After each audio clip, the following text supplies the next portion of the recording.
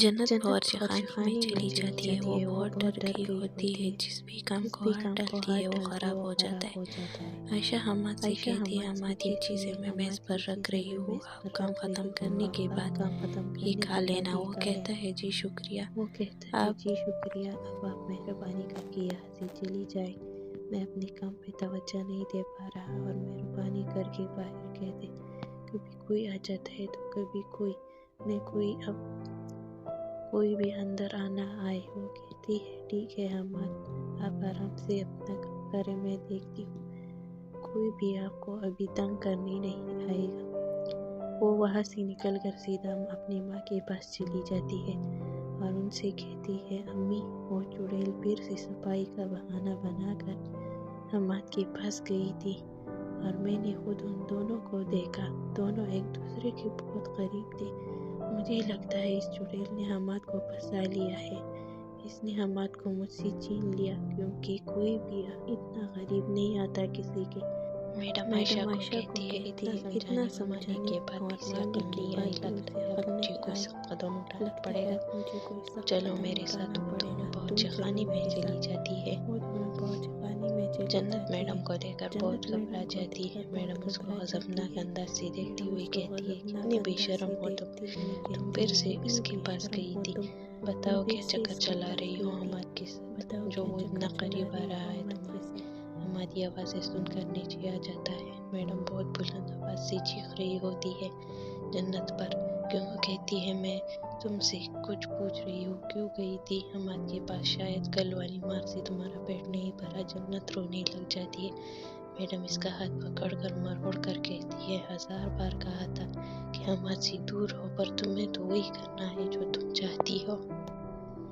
آج پھر سے تم اس کے قریب گئی، اب میں تمہیں اور اس گھر میں برداشت نہیں کر سکتی۔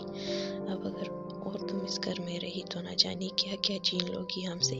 وہ جنت کو ہاتھ سے پکڑ کر گھسیٹنے لگتی ہے اور کہتی ہے، نکل جاؤ ہمارے گھر سے، اور آئندہ میں تمہیں یہاں نہ دیکھوں۔ جنت لڑکھڑا کر گرنے لگتی ہے کہ حماد اسے تھام لیتا ہے۔ میڈم حماد کو دیکھ کر گھبرا جاتی ہے۔ حماد جنت کو کھڑا کر کے کہتا ہے، ٹھیک ہو تم؟ وہ روتے ہوئے کہتی ہے، میں ٹھیک ہوں۔ میڈم کہتی ہے، حماد بیٹا آپ کب آئے؟ عائشہ نے کہا تھا کہ آپ آئے ہو، میں آپ کے پاس ہی آنے والی تھی۔ وہ کہتا ہے، شرم آنی چاہیے آپ کو، یہ آپ کی بیٹی جیسی ہے، آپ ان کے ساتھ یہ کیسا سلوک کر رہی ہے؟ اگر آپ کی بیٹی کے ساتھ کوئی ایسا کرتا تو آپ کو کیسا لگتا؟ اور بیٹی سے پہلے آپ ایک عورت ہے، عورت ہوتے ہوئے آپ ایک دوسری عورت پر بنا کچھ سوچے سمجھے الزام لگا رہی ہے۔ جنت مجھ سے ملنے نہیں آئی تھی، وہ وہاں صفائی کرنے آئی تھی، اور میں نے اسے ڈانٹ کر کمرے سے نکال دیا تھا بنا کسی وجہ کے۔ آپ لوگوں نے اس بیچاری کو اتنی بری طرح سے مارا ہے، انسانیت نام کی چیز ہے آپ لوگوں میں یا نہیں؟ مار کھانے کے بعد بھی یہ آپ لوگوں کے اس روپ کے بارے میں کچھ نہیں بول رہی، کہہ رہی ہے کہ میں گر گئی ہوں۔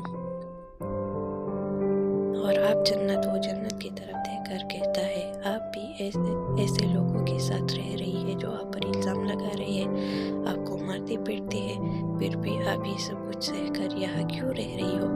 یہاں سے کیوں نہیں چلی جاتی؟ وہ روتی ہوئی کہتی ہے، کہاں جاؤں میں؟ میرا کوئی نہیں ہے، نہ کوئی گھر ہے، نہ کوئی رشتہ دار۔ ان لوگوں نے میری بہت مدد کی ہے، مجھے چھت دی، نوکری دی، جیسے بھی ہے یہ لوگ میرے لیے سب کچھ ہے، میں ان کی شکر گزار ہوں۔ میڈم کہتی ہے، حماد آپ کو غلط فہمی ہوئی ہے، میں تو جنت کو اس کی بھلائی کے لیے ڈانٹ رہی ہوں۔ حماد کہتا ہے، بس کیجیے، میں نے سب کچھ اپنی آنکھوں سے دیکھ لیا ہے اور اپنے کانوں سے سن لیا ہے۔ میں تو آپ لوگوں کو بہت معزز لوگ سمجھتا تھا، پر اب تو آپ نے لڑکی کی مدد کی احسان کیا، پر جتایا بھی بہت۔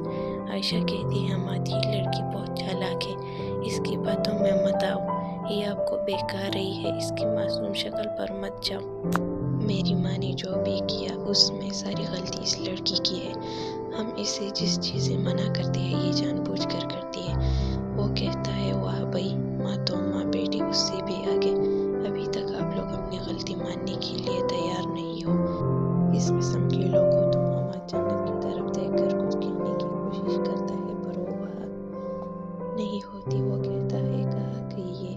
عائشہ کہتی ہے، حماد آپ کیوں اس کی اتنی بے طرفداری کر رہے ہیں؟ चली गई वो, जाने दे उसे। वो कहता है मैं आप लोगों जैसा नहीं हूँ, मुझ में इंसानियत है, अच्छी बुरी की समझ है मुझे। एक तो वो लड़की है, दूसरा इसके घर वाले, घर वगैरह कुछ भी नहीं।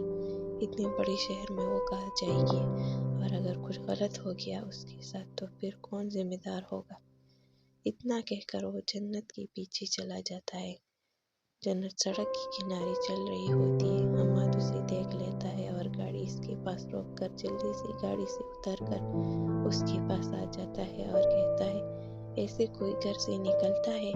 यहाँ आपका कोई नहीं है, कहाँ जाओगी? वो रोते हुए कहती है, नहीं पता कहाँ जाऊंगी, अल्लाह ने इतनी बड़ी दुनिया बनाई है, कहीं ना कहीं मेरे लिए जगह होगी। हम्माद कहता है, अच्छा ठीक है, अब रोना तो बंद करो और मुझे ये बताओ, आपके घर वाले कहाँ है?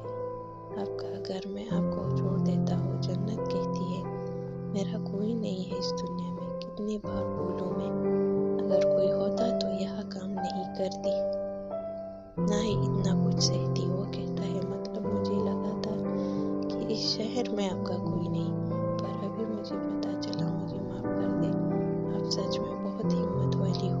अच्छा आप ऐसा करें, मेरे साथ चले। वो कहती है, मैं आपके साथ नहीं जा सकती, आपने खुद देखा कि लोग कैसे कैसे बातें कर रहे हैं, अगर आपके साथ गई तो न जाने लोग क्या क्या इल्ज़ाम लगाएंगे। वो कहता है, देखो जन्नत, लोगों का काम है बातें करना, और मैंने कह दिया तो कह दिया, चलो मेरे साथ।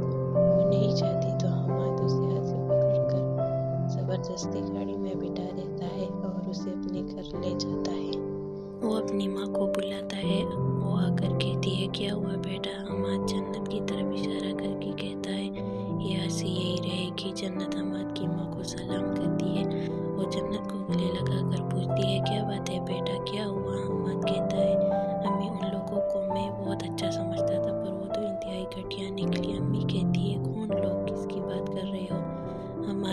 हम्माद कहता है, वही लोग जिनकी पार्टी में हम गए थे, जहाँ ये लड़की काम करती थी। कितने बेहिस लोग हैं, इस बेचारी पर इतने जुल्म ढाए, इतना मारा है इसे। ये तो अच्छा हुआ कि उससे काम से मुझे वहाँ जाना पड़ा, नहीं तो वो लोग और कितना जुल्म करते इस पर, और तो और हम दोनों पर भी इल्ज़ाम लगा लिया कि हमारे दरमियान कुछ है। वो औरत बहुत शातिर है अम्मी, वो अपनी बेटी को हम पर मुसल्लत करना चाहती थी, और इस पर जुल्म भी इसी वजह से किया कि ये बेचारी हमें अपनी जाल में फंसा रही है। अम्मी कहती है, हद हो गई, इतनी प्यारी सी बच्ची पर बिना वजह के इतना जुल्म, मुझे भी उन लोगों के बारे में पता नहीं था।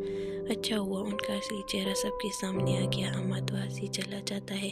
हम्माद की अम्मी जन्नत को गले लगा कर कहती है, जन्नत बेटा, जिनका कोई नहीं उनका अल्लाह होता है, हर चीज़ में अल्लाह की कोई ना कोई मसलियत होती है। आज से अब यही रहोगी हमारे पास, उसे अपना घर समझ और मेरी बेटियों की तरह अब भी मुझे अपनी अम्मी समझ, ठीक है? वो कहती है, ठीक है आंटी, आप लोगों का बहुत बहुत शुक्रिया। अम्मी अपनी बेटियों की तरफ देख कर कहती है, बेटा साइमा, आप तीनों जन्नत को अपने कमरे में ले जाओ और इसका ख्याल रखना। वो तीनों कहती है, ठीक है अम्मी। साइमा जन्नत को कमरे में ले जाती है। कायनात कहती है, मैं खाना लेकर आती हूँ, भूख लगी होगी। साइमा जन्नत को अपनी और बहनों के कपड़ों में से दे देती है और कहती है, अभी रात होने वाली है तो आप आराम करो, कल सुबह इंशाअल्लाह इनमें से जो भी आपको पसंद हो पहन कर नीचे आ जाना, ठीक है? जन्नत मुस्कुरा कर कहती है, ठीक है, शुक्रिया।